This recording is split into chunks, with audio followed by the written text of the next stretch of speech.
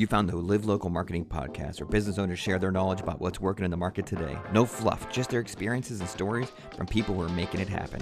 And if authentic, practical marketing resonates with you, be sure to visit livelocalwarmmarketing.com and learn to grow your business on warm marketing referrals. Now, on to the show. Thanks for joining us. You are with the Live Local Warm Marketing Podcast. Today we have Mike Montague. Sir, how are we feeling today? I am feeling great. I'm excited. I feel like it's a good time of year to get stuff done. You know what? You're right. It is. It's like a beginning of the race again, right? You run, and then you stop, take a week or two off, and then you're like, cool, all right, ready to go again, right? Yeah, I try not to make the end of the year a big deal. I want to add clients throughout the year, and I want to do good marketing throughout the year. And I think people that like try to empty their funnel and hit a number, like I own my own company, so I don't have to report to anybody. Yeah. You know, I'm more worried about cash flow than I am about hitting some sales goal or end of the year number, which is nice. That's awesome. That's awesome. All right, so let's get right into it. A little bit about Mike. He's a leading voice in human AI marketing. His company, Avenue 9, which we'll talk about today, is an AI-powered marketing agency helping small businesses scale without burning bridges or blowing out their budgets, which we'll talk about more today too. He's worked with giant brands like LinkedIn, Uber, Zoom, Bud Light, and the Kansas City Chiefs, also known as the Taylor Swifts. He's authored two books, The Sandler Way and Playful Humans.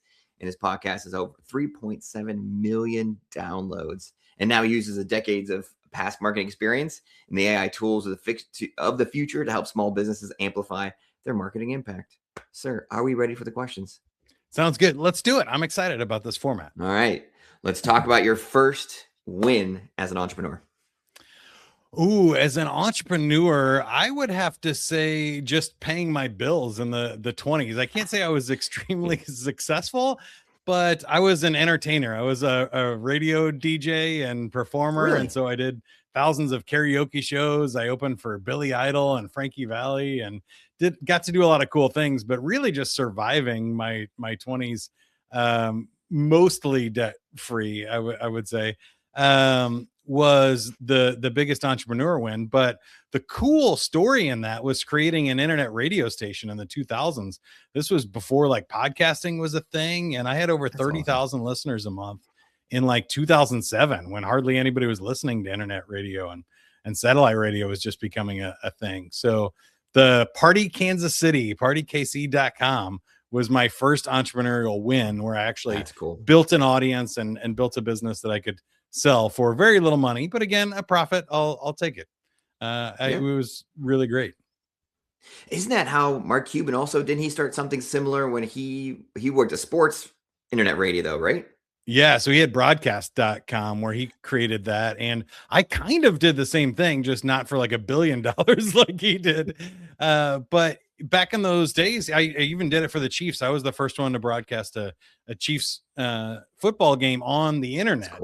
And it was really cool. There were over 100,000 people to listen to that. But back then you had to really get into the programming code and actually send like streaming players from one place to another. There was no internet format and protocol for that. So once I learned how to do that for the Chiefs, then I started my own thing. I was like, oh, I can do this. But also royalty rights hadn't been figured out back then either. So that streaming radio station got very expensive very fast. And that was the end of that. That seems like it is. I feel like that's going to feed into our conversation, how those all just stacked up to where you are today, and like stacking the skills, right? What would you consider your best habit to be now that we've stacked these skills up, now that we have all this talent and ability? What's your best habit? I think it's showing up and creating week in and week out. I kind of already hinted at it at the intro, but one of the things I learned in radio is that like something is going out on the air every single day, whether you show up or not. Like whether when the song ends, you got to talk, whether you're ready to talk or not. If you're sick, if it's 2 feet of snow outside, whatever, something is being broadcast today. And it really helped me figure out kind of how to do it live. And the same thing in live performances, where I was hosting these shows every week, and like something has to be played. Something is happening at this club tonight, whether I do a good show or not. And I have all kinds of fun stories of being accidentally maced by police while they were trying to break up a fight, and then having to go on. I did shows on 9/11. I did like just all kinds of crazy things where you're like, Oh, this is my job, is just to show up and make it as good as I can today. And I feel like a lot of marketing is that it's just showing up over and over again, repeatedly. And then I learned later in my career that those stack up, those wins Yes. stack up. And the habits are, if I show up, that podcast you mentioned with over 3.7 million downloads was over 9 years and over 800 episodes that I did that. So if you do the math, that's not really great per episode download, but I created a tremendous amount of value for that company, Wow. Sandler, over almost a decade by just doing 800 interviews. And imagine how much I learned, how many blog posts I got, how Yes. many speaking engagements, how many, LinkedIn connections and network friends that I can interview really cool people now. I have reached out to like Bob Berg, the guy who wrote the Go Giver book, Yep. and Yep. I know the Bob. drummer for Pink, and all kinds of Olympic athletes and cool people I've met along the way. That almost, yeah. I'm going to do a quick follow up. I'm not going to move to the next question yet. So you have all the doing and you pile it up. Is there a reflection period? Like, do you build in, like, I got to stop and see and make sure that this is scaling, that this is working? Yes and no. So far, I haven't had a specific, like, an annual thing of like, let me check in. Yeah. But sometimes annual roll ups are cool. Like, what was the best episodes of the podcast this year? What were the most Gotcha. downloaded guests? So I do love doing roll ups. I wrote the book Playful Humans because I interviewed 200 play experts for a little side hustle project on a Nice. thing. And I read like Cool.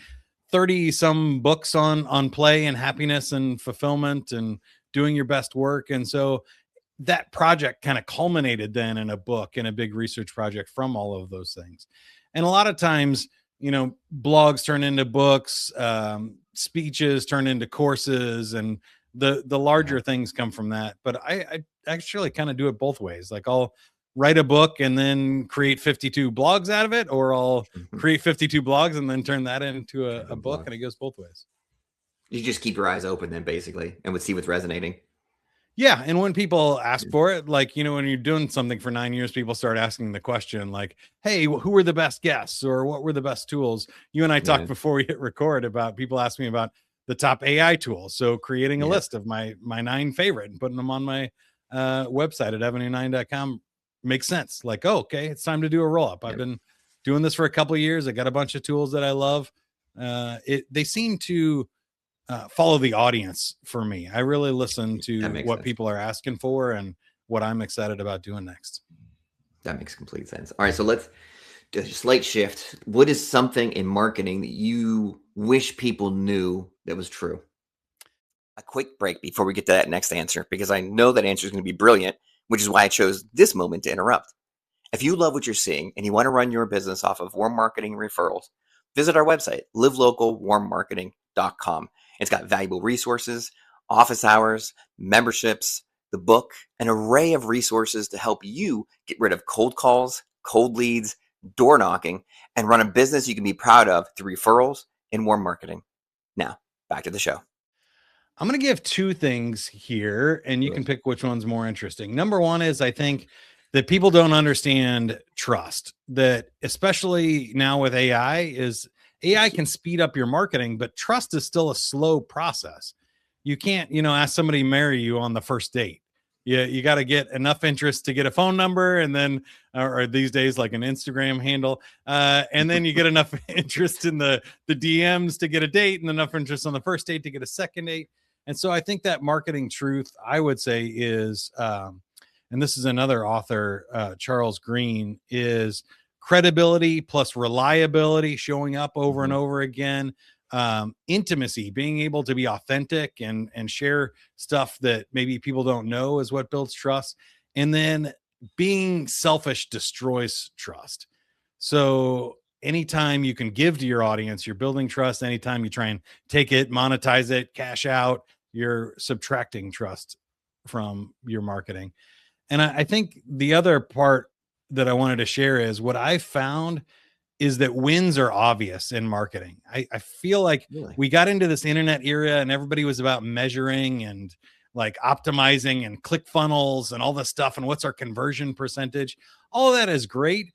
But in my career, I developed one product that did $16 million in the first year, and we did zero marketing on it. You go, oh, we made a really good product that people wanted. And that's a heck of a lot easier than trying to spend millions of dollars marketing something that people don't want or haven't asked for, which I have also done in my career. So my kind of marketing truth is follow the obvious signs. It's usually not subtle. Trust and easy wins, basically. Yeah. Okay. Obvious wins. They're not always easy. Obvious wins. Obvious wins. Yeah, obvious for sure. That's crazy. All right. So of all the things you do now, and you've gambit of businesses and gambit of things, what stuff do you still hands-on do? And what stuff are you passing off to a team or a VA or your AI? Great question. I'm working on an article right now about kind of a human plus AI capability map. Yes. And I think if you think about it like a graph with an X and Y axis, there are things that you're really great at. There's things that AI is really great at going up the side. And there's an overlap there where it's like, I still write with AI and I still brainstorm or create stuff. And it makes sense to use AI tools to edit a podcast or transcribe things or translate it into different languages. Those are things that I can't do as a human. As far as the team, I try to teach my attitude, philosophies, and strategies, but I tend to outsource more the techniques, the easy things to teach, the heavy lifting on stuff that if we have dozens of podcasts to do or a bunch of blogs or emails to write or a sequence to talk about teaching the strategy, but keeping control of that, whether that's AI or a human assistant, is I work really hard on the top. And then you mentioned habits. I also work really hard in the middle to either, if I'm not doing it, making sure somebody does, hitting those regular routine benchmarks of, I call it the feeding the beast. That there's just in marketing, there's Nice. just a certain amount of stuff you have to do every day to keep that audience and keep growing and stay visible, especially in local marketing, that people might think you're out of business if you don't post a blog or send an email for a couple of months. They just forget about you. They got bigger stuff going on. And then when we get into those techniques, tactics, and tools, those all change. I switch those out. There's very few things that are similar that I'm using, other than maybe Photoshop and a web design tool like Dreamweaver or WordPress. Very few tools that I'm still using that I was 10 years ago. Nice. Okay, but that's where we're gonna get to that in the question after. So we'll go back to that one. Let's circle back. Let's talk about budgeting. So when people get into the AI space or get into that space, they sometimes are intimidated. Sometimes their budgets aren't that big. Where would you advise them to get started? The best ROI getting started with some AI and other technology? Yeah, right now I think making big bets is not smart, even for large companies. I mean, obviously the big seven are making massive bets with billions or trillions of dollars. Different story. Yeah. Small businesses locally, I would say, a bunch of these cool tools are like $20. If I was going to start with two, I'd do ChatGPT Pro for $20 a month. I would do Gamma. If you haven't checked out gamma.app. Awesome presentation creator, graphics creator.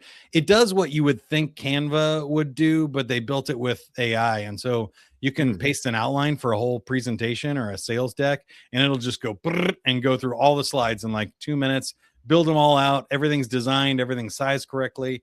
You can redo it. You can ask the AI to rewrite it. You can tell it how long or short you want the slides to be or documents to be. And so really cool PDFs and easy stuff. So I kind of take the approach of small bets and small experiments. And I've also seen, if you know the term AI drift, that like the more you try to get AI to do, the more it kind of breaks down, that it's really good with small stuff. If you ask it for a subject line of an email, then an outline for the email, and then the copy for the email. And then you do another prompt about like, what should the preview text be, or what should the summary for the blog post be. In small doses, it does great. If you say, write an entire book chapter for me or create this whole, 100 slide presentation, it's going to break down. It just drifts and it runs out. Also with autonomous stuff, marketing automation has been around a long time, but the longer you let it run without paying attention to what's happening, the more mistakes it'll make. So small bets, keep an eye on it, reset, but obviously, try to use as many tools as you can for the heavy lifting or to make stuff you wouldn't otherwise be able to make. And it's cheap, like you said, $20. $20. How much is Gamma? Gamma's $20 a month per person. Yeah. So it's 20 as well. So for like under Um, $100, you get a couple of these, and it can do a lot of the workload for you. Yeah, I think so. And then if depending on what you're making, the tools differ from there. So there's some cool website tools, or Descript is awesome for videos and podcasts and creating a transcript for meetings. Also, if you don't have an AI call recorder, I think that would be my third on the list is use the Zoom AI call recorders or Fathom or something that will sit in every meeting and take notes for you, because that's something humans are just really bad at, and they can create all the follow-up tasks. Or you can use that sales call or marketing meeting and then say, give me all those ideas, or help me, help me sort through them and give me the top 5 things this buyer was most interested in so I can put them in my presentation. And AI is really good at summaries. A lot of those in your top 9 that we talked about, okay. So we'll have to make sure we have a link in there so that way they can check those out and get caught up on that. You mentioned the things you don't do anymore. So that's the next question, actually, if it happens to kind of fall through. So what things don't you do anymore? Like the ROI is not there. This is a waste of money. Don't do this. Do other things instead.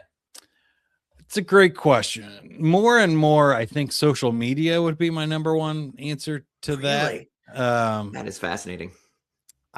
For a couple of reasons. I have a different take on social, of like building an audience just doesn't seem to work anymore from a marketing perspective. From a sales perspective, I still use LinkedIn a lot, and I'll reach out to specific connections. But since we're on the live local podcast here, I think that what I want to do more of is the live and local stuff. I've dropped it and I'm not doing it, and I really should, of like showing up at chamber events and shaking hands and meeting real humans.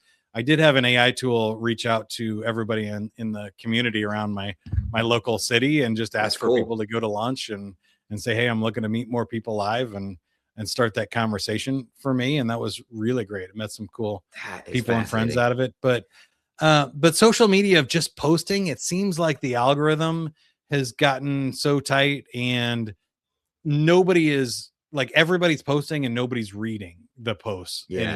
And so, especially with AI, it feels like the value of just a random Facebook post has dropped to virtually zero. Now, if you have a reason for it, or you have a really tight network of people who are paying attention to you, or a local business that has a, happy hour coming up or something, that's a little bit different. A great way to get that out. But for a B2B business like me, it just doesn't seem to be that great anymore. What's your take? I do little tricks. So like when you said the engagement on Facebook, I'll do something easy like a $10 gift card giveaway to a local business. And you'd be shocked like how that resonates and how quickly you grow that audience just by something. But the key is you have to actually give away the gift card, because if you don't, or you forget, that gets around fast that you're just doing it for clicks. If you actually do it and they take a picture of themselves at the restaurant or with their gift card, that's growing super fast. And it's a quick and easy way. And it's not like ad budget, because ad budget you shoot at random. This is pretty specific, and you hit the audience you want to hit. Yeah, the hand-to-hand combat stuff I think is great when you're actually connecting with a human. Just posting stuff into the internet ether is the part that really I've kind of given up on, even for SEO purposes and stuff, which I still do. I do AEO for my clients and SEO, but it's not just creating a blog post and sending it out anymore. That doesn't really. Do you do a lot of video? Do you see that hits a little bit better? Yeah. YouTube and LinkedIn are my best channels for B2B stuff. I could see where it would be different, Instagram or something, if I was going to a local consumer. Yeah, that makes sense. All right. So the last question before we get to your business, you're doing 1,000 things, and it seems like you do take time to be playful and have some fun with it as well. Yeah. How do you avoid burnout? How do you keep yourself from like doing too many of the things and you need to turn around and you're just beat and exhausted from your business? Well, this is one of my favorite topics. I wrote the whole book on. Yes. Basically how to beat burnout. I think there's a few things we've already mentioned several times.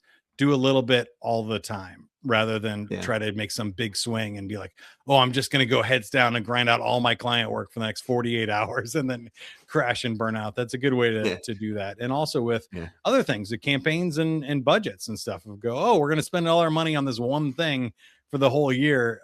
That's not a very good strategy.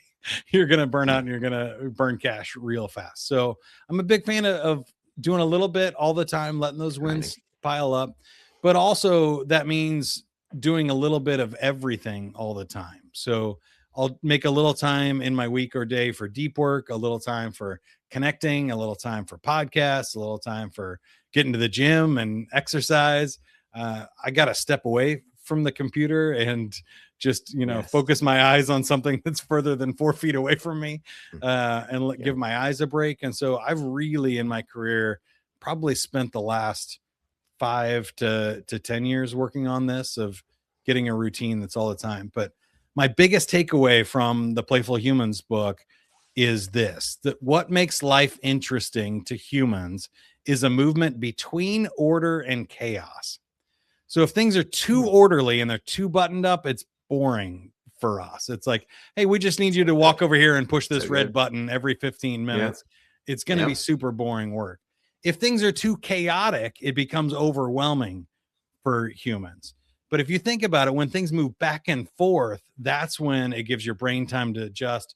You can reset, and it keeps life interesting. So right now we're coming up on the Super Bowl, and think about the NFL as the most watched thing on television, because they say hike, all chaos breaks loose. 300-pound men slam against each other. A wobbly ball flies through the air, bounces on the ground. It's nuts.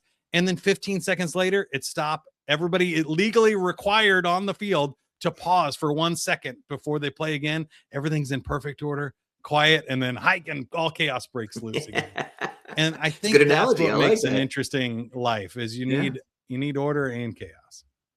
That's really good. I like that. Awesome. All right. Well, thank you for today. We're going to have the outro, give you a chance to chat about your business and how people can meet up with you. And we appreciate your time. There's a lot of great lessons to be learned for this one. It's the building, stacking skills. It's showing up all the time. It's being a little gritty. I know gritty is such a 10-cent word these days, but it's true. Getting there and getting gritty and stacking it up, and always thinking about the playful side as well as the fun, as the hardworking side. So lots of lessons learned. We appreciate it. Now let's talk about your business and your book, and where can people get a hold of you?